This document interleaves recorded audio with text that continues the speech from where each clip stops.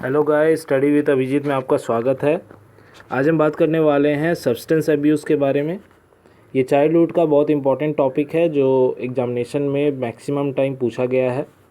Substance abuse also known as drug abuse, यानी childhood के time या एडोलेसेंस के पीरियड में जब चाइल्ड ड्रग के तरफ थोड़ा ज़्यादा झुक जाते हैं या ड्रग अब्यूज़ का शिकार हो जाते हैं, इसके बहुत सारे इम्पैक्ट हो सकते हैं।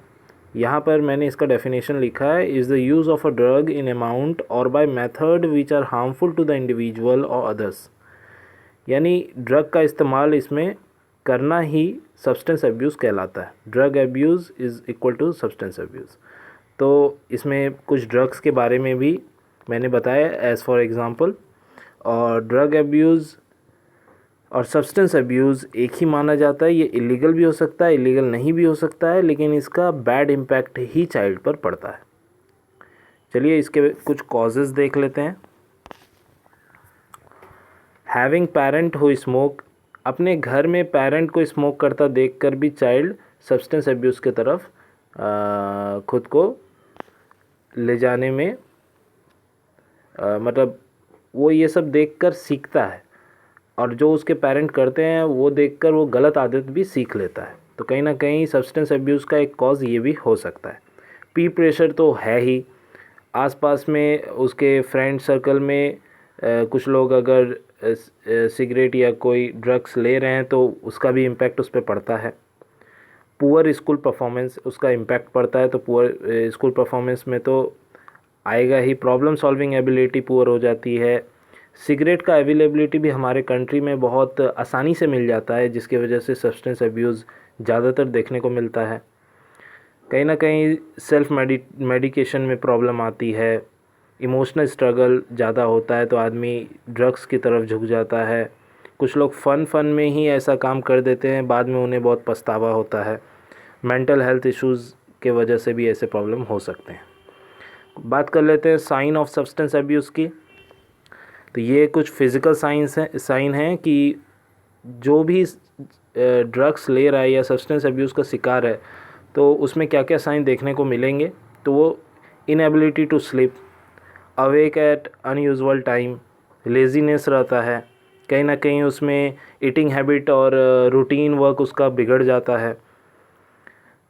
कहीं ना कहीं वो उसका हाथ कांपने लगता है, वाटरी आइज़, रेड आइज़, और ये सब सारे ब्रीदिंग प्रॉब्लम, और कहीं ना कहीं extreme hyper activity, excessive talkativeness. तो कहीं ना कहीं ये सारे जो सिम्टम्स हैं वो फिज़िकली एक इंडिविजुअल को देखकर समझ आ जाता है कि इसे क्या प्रॉब्लम हो सकती है। इसमें इर्रेगुलर हार्ट बीट भी है, रनिंग नोज़, हैकिंग कफ, ऐसे बहुत सारे पॉइंट्स हैं जो आपको पढ़ लेने हैं। फिर कुछ बिहेवियरल साइन भी देखने को मिलते हैं, जैसे उसका पुअर एकेडमिक परफॉर्मेंस हो गया, उसका डिसऑनेस्ट बिहेवियर हो गया, डिफ़िकल्टी इन पेइंग अटेंशन और forgetfulness, I don't care attitude, ऐसे एटीट्यूड की उसे कोई फ़र्क ही नहीं पड़ता। तो और कहीं ना कहीं कार एक्सीडेंट, ये सब भी कुछ कारण हो सकते हैं बिहेवियरल साइन के। तो यहाँ मैंने बिहेवियरल साइन भी मोर देन एनफ लिखा हुआ है। आप जितना ही आपको याद रहे आप एग्जामिनेशन में लिख सकते हैं। ज़्यादा से ज़्यादा आप अगर पढ़ के जाएंगे तो आपको उसमें से ज़्यादा पॉइंट याद भी रहेंगे। फिर recommendation for teacher and parents, तो ये रिकमेंडेशन है कि उन्हें ऐसे स्टूडेंट्स या ऐसे चिल्ड्रन से कैसे टैकल करना चाहिए। उनको उनके फ्रेंड सर्कल का पता लगाना चाहिए, उन्हें अच्छा बिहेवियर सिखाना चाहिए, उसे पॉजिटिव इन्वायरमेंट में रखना चाहिए, उनसे बातें करनी चाहिए, उनके प्रॉब्लम को समझना चाहिए, उन्हें ड्रग्स के बेनिफिट्स और डिसएडवांटेज दोनों बताने चाहिए कि कुछ ड्रग्स मेडिसिन होते हैं लेकिन हर ड्रग्स मेडिसिन नहीं होता।